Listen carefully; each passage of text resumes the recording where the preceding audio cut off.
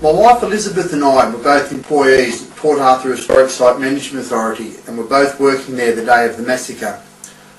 My wife Elizabeth was murdered inside the gift shop section of the Broad Arrow Cafe, one of 20 victims murdered thereabouts. I know that Martin Bryant was not the gunman at the massacre at Port Arthur. How do I know? The coroner, Mr. Ian Matheson, wrote a letter to a number of survivors of the massacre informing us that Martin Bryant was not the gunman at Port Arthur. In the letter dated the 31st of January 1997, the coroner, Mr. Matheson, wrote, "As a result of the outcome of the charges against Martin Bryant in the Supreme Court of Tasmania, I write to advise I do not intend to resume the inquest that I opened on the 29th of April 1996. I believe it is not in the interests of the family, friends or witnesses to again traverse the factual situation in a public hearing, particularly when any finding I make must not be inconsistent with the decision of the Supreme Court." Well, I thought long and hard about this statement and discussed the point with friends. You must understand that there were many other facts of the shootings inside the Broad Arrow Cafe that begged a proper, open investigation, including workplace safety issues, and especially the issue of the emergency exit, that were totally outside the issues of the gunman. It was the simple fact that the coroner, Mr. Ian Matheson, believed that he could not make any finding that was inconsistent with the findings of the Hobart Supreme Court that really stirred me. The Supreme Court can only make the finding of either guilty or not guilty in the matter brought before it.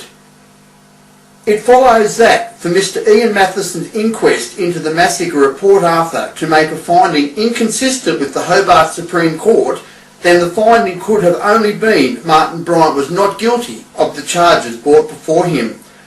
For the coroner, Mr. Ian Matheson, to arrive at the decision not to resume the inquest into the death of the 35 people that were murdered at Port Arthur, the massacre due to this reason, which he himself provided, and the coroner must have been aware that Martin Bryant was not guilty of the serious offences which produced 72 charges against police brought against him that day.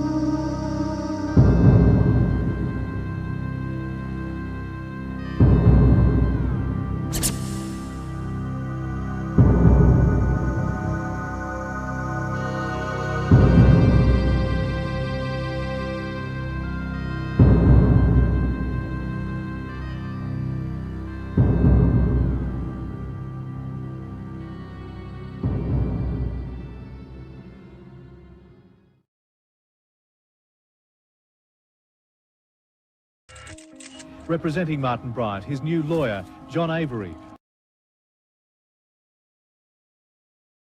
appointed after Bryant had pleaded not guilty 6 weeks ago.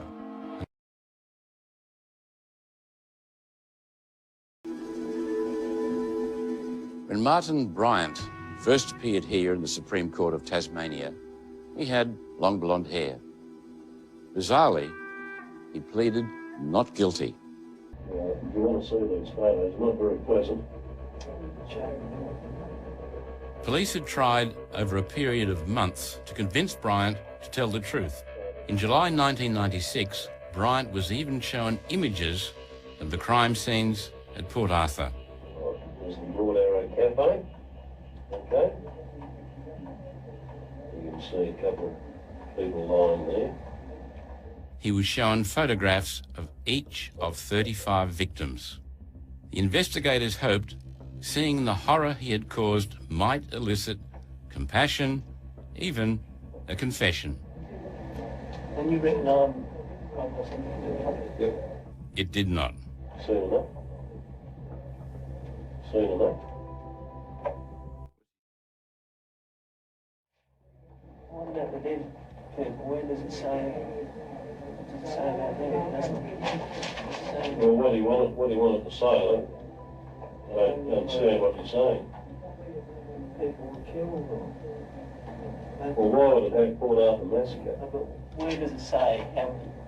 Does it say that so many people were killed there? I know that you weren't pressuring him to plead guilty to all charges.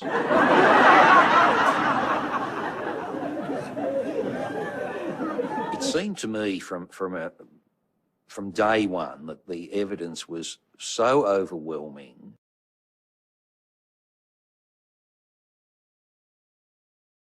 and the outcome of a trial would have been so obvious that I was trying to avoid a show trial, a circus, a pantomime, call it what you like.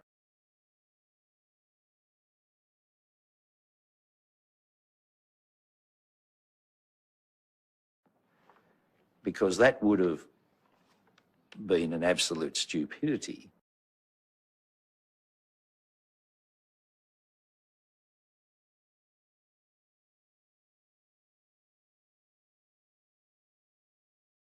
But it also involved having all these witnesses, damaged people, come to court.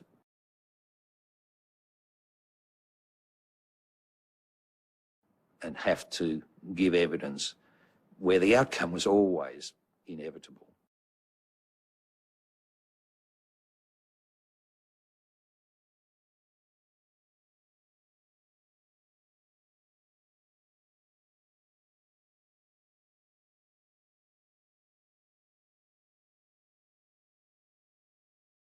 I've told you what you've done.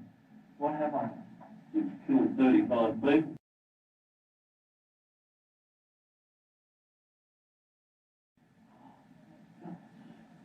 And injured several others.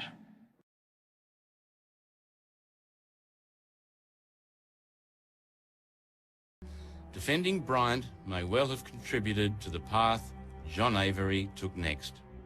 He embezzled $500,000 from his law firm to buy art, a passion that became an addiction.